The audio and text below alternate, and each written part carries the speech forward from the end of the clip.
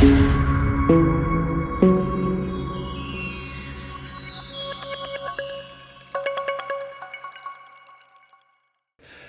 guys, and welcome back to HJW Gaming and another Rise to War 2.5 Commander Guide, this time taking a look at the Shadow.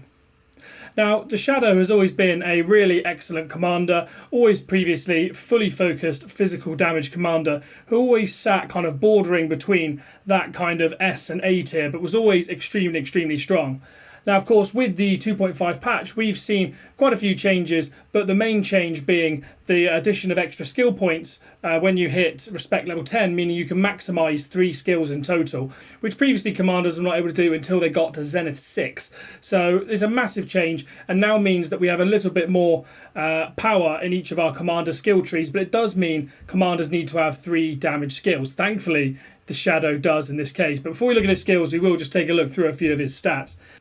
His damage stat compares reasonably favourably, with 16 to 19 for his tier 2, and then once ascended that goes up by 5 in both the min and the max to a total of 21 to 24. And that's a pretty decent damage stat, though it's still lower than the likes of Dane and Bayorn and some of the other very high damage tier 3 commanders that we see. I know Bayorn is, for example, is 24 to 26, so has extremely high base damage. So whilst the Shadow has good damage, it's not as high as some of the highest damage dealers we can see in this game.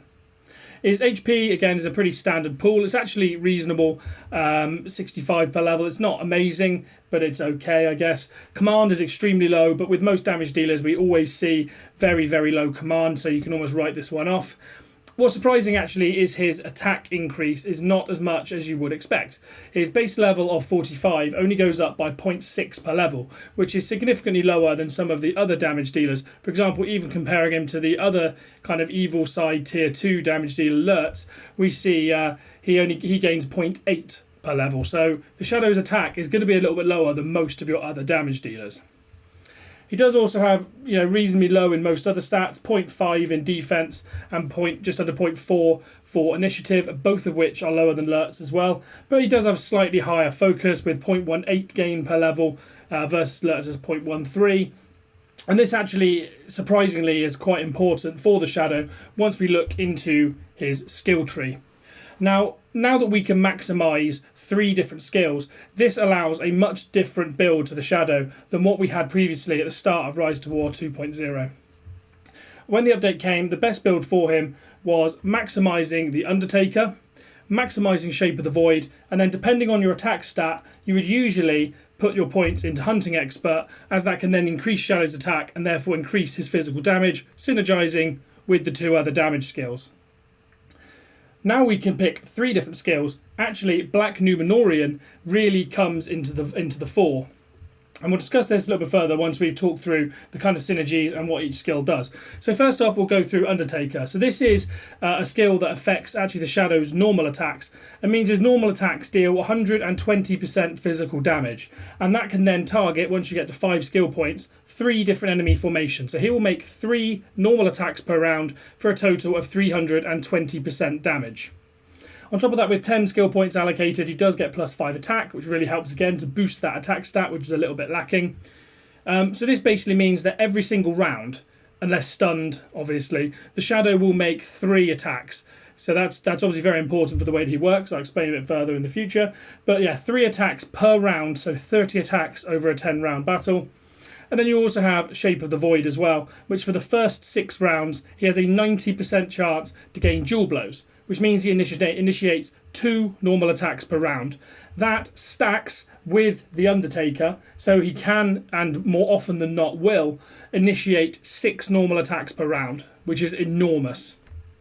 So whilst he's not dealing huge amounts of skill damage in the way that you see with like Dane and Bayorn, for example, where all their physical damage is based in their skills, with the Shadow, most of this damage is around just getting an absolute ton of these normal attacks. When you've got 6 times 120%, that is enormous. You're doing 720% each round, pretty much like clockwork. On top of that, with 5 skill points, you get another +10 attack. Again, helps increase that Shadow attack stat where his kind of base level stats are a little bit lacking. And then with 10 skill points, your normal attack damage is further boosted, this time by 15%. So you get an enormous normal attack damage boost on top of that 720% being dealt per round by those normal attacks. So this is absolutely huge.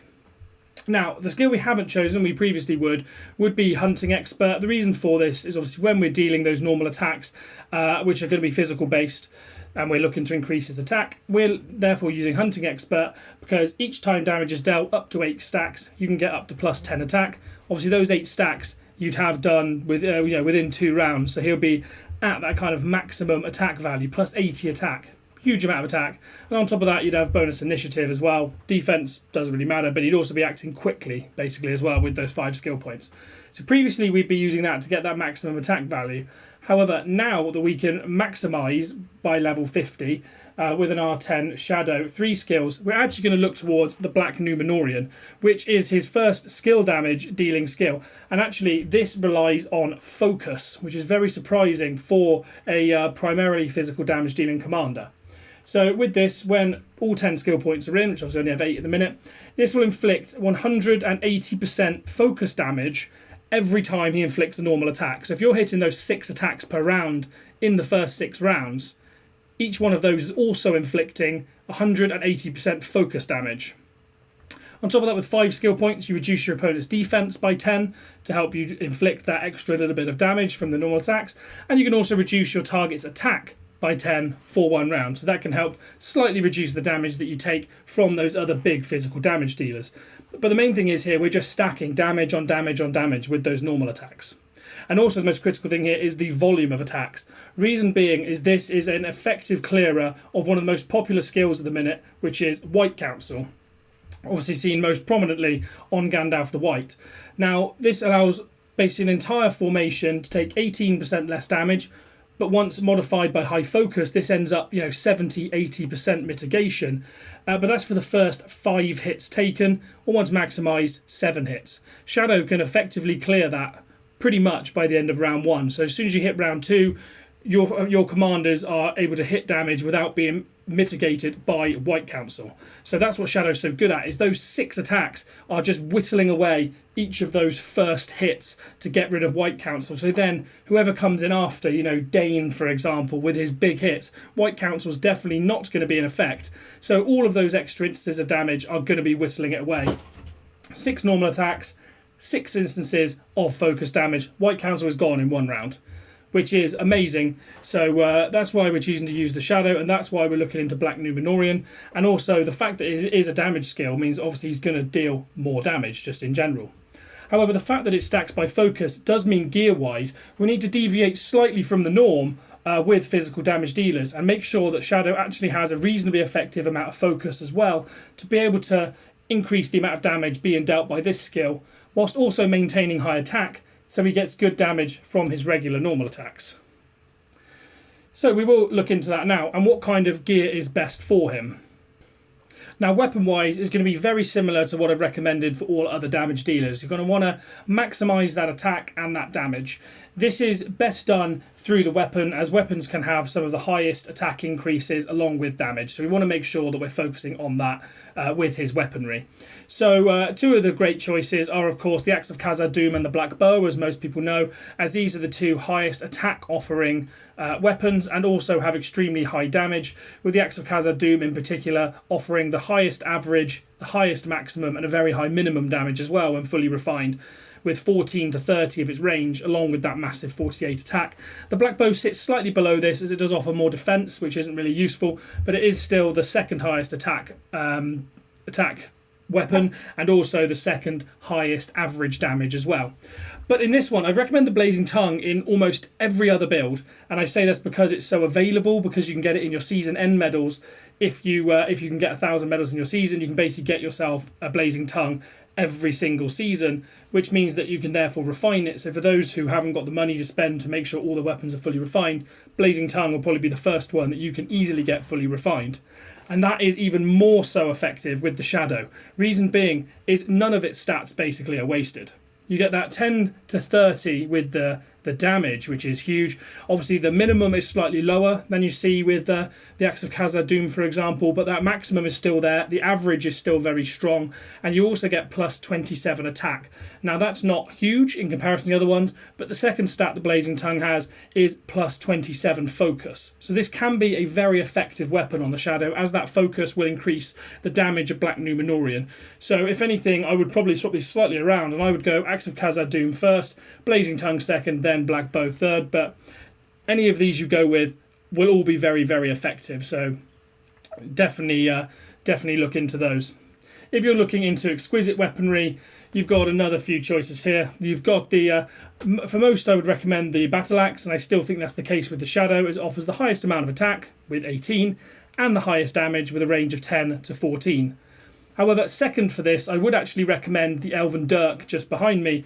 Reason being is it offers a good damage with 10 to 10, and you'll have more consistent damage too, as there's no damage range. There's always will be 10 damage.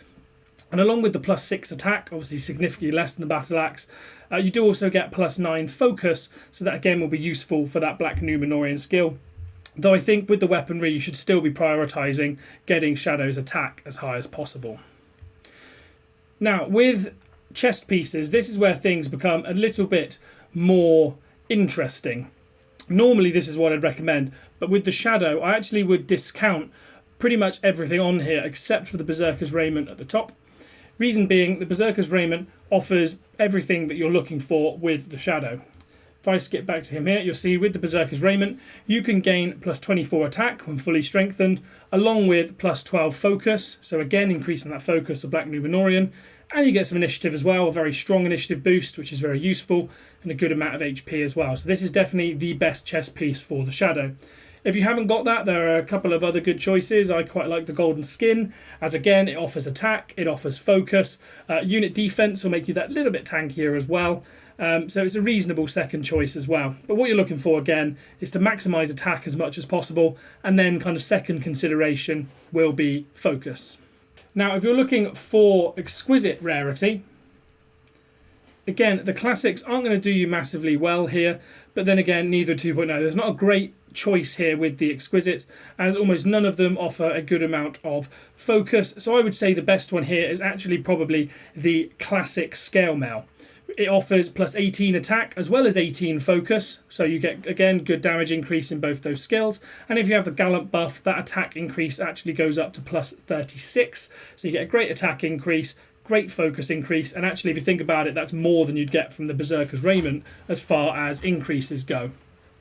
But along with that, you'll also get plus 15 unit defense to make you that little bit more tanky.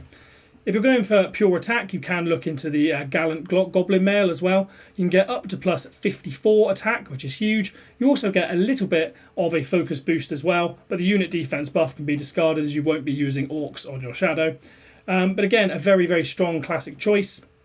The Melee Vigor Superior Hauberk is not as good, it doesn't offer any focus, but still offers a good amount of attack at 30 with some strong unit defense.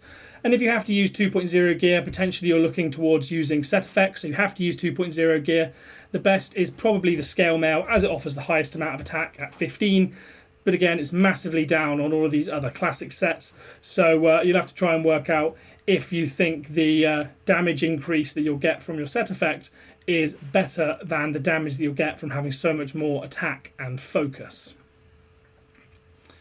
Now, into helms. Helm options is pretty standard across damage dealers, and in fact even more applicable to the Shadow. I actually think that the Cask of Pride here has particular effectiveness and synergy, the classic one I mean, with the Shadow. Reason being is that it offers a huge attack increase at plus 30, huge focus increase, again plus 30, as well as 3 initiative. And if you use the determination effect on him, it will also help you to become madness immune if strongly refined. So it will decrease the chance of your commander being hit with madness, and therefore inflicting those normal attacks on his own team and burning potentially your own team's White Council or Evasion, for example. So actually the Cask of the Submerged Isle with Determination Classic is probably his best in slot here. If you don't have that available though, the Cask of Pride is a worthy replacement, And if you're looking towards 2.0 gear only, Cask of Pride is definitely the best option, as it offers the highest amount of attack. And if you can get great attack increase between your weapon and your helm, for example, if you use the Axe of Khazad-dûm and the Cask of Pride, you've got nearly 100 attack just through those two items alone. So you can then prioritize focus with the other two pieces of gear, with the chest piece and with the accessory as well. So a couple of options here, which can't really be said as much in the exquisite selection. Almost none of these at all offer good focus increases, so we're going to basically prioritize which one gives the highest attack. So if you're going to use 2.0 exquisite gear, you have to use the full helm, as it offers the highest amount of attack at plus 18, and if you have a classic full helm, it offers plus 45 attack. So again, you can get that good attack increase and then prioritize focus in his other slots. But again, these are, in my opinion, a significant downgrade from the options in the flawless category. Now, accessories is where things become a little bit more interesting for the Shadow. Now, if you've prioritised attack in all the other slots, you'll see here I have my Axe of Khazad-dûm offering plus 48. Again, Cask of Pride as well, offering plus 48. And then I have the Raiment offering a mix of attack and focus as well. So I've already got 120 bonus attack and only 12 bonus focus. So I don't need to worry too much, as my attack stat is already massive with that gear increase. And this is only at level 44, so this is going to go up even further, but I've already got a high attack. I don't need to worry about attack in my gear. So therefore, I've gone for the Fine Smoking Pipe. Now, fully refined, this is an excellent and probably the best damage dealing accessory for the Shadow. Now, it offers a great damage increase, exactly the same as a fully refined Palantir at 10/10 with the damage increase, and it offers a huge focus boost as well of plus 40. Now, for quite a while, I've actually had this accessory owned, but I've never bothered refining it because I never had any focus damage dealing heroes, which is frustrating because I always had quite a lack of physical damage dealing accessories, particularly refinements. So actually, this synergizes great with the Shadow. I get that big focus boost, massive increase in damage, which increases his effectiveness just so far. Now, of course, if you've prioritised focus in other areas, for example, if in your chest piece you didn't have a Berserker's Raiment, you could actually go with something like the Protection of Numenor and put the focus through his chest piece. So you gain plus 48 focus that way. And if you do that, you then need to gain attack through your accessory.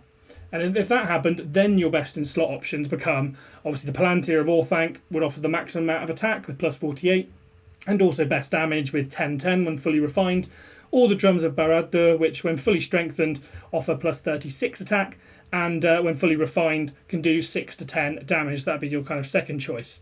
So Shadow's gear actually has a little bit of variance in it, in that you just want a good balance with, obviously you want to prioritise attack and then secondarily prioritise focus. So you can switch a kind of gear pieces around and use varying different pieces. There's a lot that can be effective with the Shadow, but the main thing you want to focus on is just getting that attack stat probably over 200, if you can over 220, and then getting that focus above 100 so you can get strong damage. And if you do, you'll see very good damage output from him. Now, next onto the gear, we'll be talking about his relic. Now, his unique relic is the Doom Forged Maces, which give the stats as you see here. So you can get a good HP boost. It's not massive, but it's a little bit extra. It's better than nothing. Commander Attack, excellent, very useful. Commander Focus as well, very useful. So between these two, again, you get plus 6 and plus 5 respectively. So those are very useful for helping to get his stats up. The set effect Troll Wall is not the best. Start of each round, if allied trolls are present in the army, your next instance of damage is reduced by 6%. Obviously, if you refine this, this does increase by 6% per time. So you can get this to, I believe, 30%. But you're not often going to be running trolls on Shadow. Often you actually will not be, because you'll be wanting your taunting or tank on other troops. So refinement on this, in my opinion, is not the best, as the requirements are a little bit too specific. So if I were you, I would just pick this up. If you have it and you have the Mithril, pick it up, but there's no need to refine it. So I would just leave it here, gain the stat boost, and then leave it as it is. As far as strengthening goes, you have kind of a 50-50 chance of hitting one of the stats you want. You could hit attack, you could hit focus, but then you could hit something completely negligible like defense, or something kind of mediocre like HP. So a strengthening goes is not the worst thing to strengthen, but in my opinion it's not worth strengthening for the gear cost and the fact that you lock that gear up and it can't be refunded or returned through hammers. So in my opinion, I wouldn't bother strengthening or refining the relic, but it is a useful relic to pick up. Now, as far as Zenith outfits go, his Zenith outfit, in my opinion, actually looks quite nice. I quite like the fact that he changes into this kind of almost like bronze kind of pewter colour. It's not the best skin in the world, but it's definitely an improvement. And there is actually a skin that was given at a limited time event that a lot of people may have picked up, which gives him this kind of bluish hue. His standard skin being all black, but if you have the limited time skin, you can turn him into this bluish hue like I have as well. And he's one of the few commanders that actually have 3 skins. I think skins was one of those consumables that they planned on selling that they kind of then ditched at a later date, but topic for another time. Anyway, with that, we actually will now look into some battle reports. Now, this battle report I really like. Of course, I benefit from having the counter buff, as you can see, meaning I do take 10% less damage and deal 10% more, whilst my opponent benefits from having probably slightly better gear as well. As you'll see, this is and slightly better respect as well. This is the Dane, Saruman here, Gandalf the White, and Sauron as well. So higher respect and slightly better gear as well. But we do come off pretty negligibly the same both ways. You can see both our formations are trying to do the same thing. We have, of course, Sauron and Gandalf the White, both in common. And mainly that's because of that White Council. And then we both have a White Council clearer, ours being the Shadow, and theirs being Saruman. Now, the best thing about this report coming in fairly level, actually, is that the level difference is huge. You'll see our Shadow at this point is only level 42, and he's still able to output nearly 100k of damage here, and our Dane actually comes out as the highest damage outputting commander in the battle, which is particularly useful, and I don't think that would be possible if Shadow hadn't have cleared that White Council out prior to this. So I do think that this is key, and that the Shadow's not only doing a lot of damage himself, he's helping my other damage commander in Dane to deal a hell of a lot more damage himself. Now, I don't doubt if counter was against me, then of course I would not have won this battle, but I'm just stating about how much the Shadow has helped me in this particular example. And then similarly, we see the same thing happening in this report just here. We have not just White Council to clear, we also have Last Alliance from Isildur to clear as well. So a lot of damage mitigation, dependent on how many times we hit the opponent, are in effect. So by Shadow hitting over and over again, we actually do clear a heck of a lot of that opponent mitigation, allowing our Dane to once again do the most damage in this fight. Compared to some of the opposition commanders as well, you'll see gear and respect is kind of a very similar level here, and we do actually come out on top. Now, our Shadow, again, deals a very large and very respectable amount of damage, 72k here, and that's in addition to the fact that he's using a small unit here, so he's actually individually got the counter debuff, so he's taking 10% more damage and dealing 10% less, and he still hits that 72k mark, which is very, very decent, but the main thing is the fact that he allows our Dane to then deal that 150k damage, which in my opinion is what drives victory in this battle here. Resource wise, I think we come out very much on top, and of course troop loss, we've come out on top as well. So yeah, very strong report, and again showing just how good the Shadow can be as kind of a supporting damage dealer. And then last up, we'll show what the Shadow really can be capable of damage-wise here. And this was actually one of my first hits with the Shadow once I put him in. You'll see he's comparable level actually to the opposition. I know my others have a level advantage, but Shadow himself is actually on par levels with the opposition commander. And he also actually, against the Dane and Elra here as well, actually suffers the counter debuff as they are using small units. But then he gets the counter buff against, of course, Gandalf the White as well. So even with a high chance of having counter debuff, he was still able to output a massive, pretty much 140k worth of damage, coming out as MVP of this fight. And you can just see how strong he is and the damage levels he is capable of. So yeah, I definitely think the Shadow is up there as potentially one of the better commanders in this game. Where I'd put him on a tier list, he's getting pretty close in my opinion towards the S tier. I'd probably have him right at the top of A tier. I think he is a phenomenal commander. If you're looking for someone to clear White Council and you're not using Bayorn, for example, and don't already have a lot of investment into Bayorn, perhaps the refunds have done you well and you have a lot of tier 2 tokens, which is what happened to me and why I've decided to go with the Shadow, is you can look no further than the Shadow. I think the Shadow is absolutely amazing for this job, so I put him, right up there with some of the best and firmly within the current meta. Anyway, with that, hopefully you guys have enjoyed. If you found this video useful, please smash the like button and please consider subscribing to see more of my guides in the future. And with that, I've been HJW Gaming, and I hope to see you on the next one.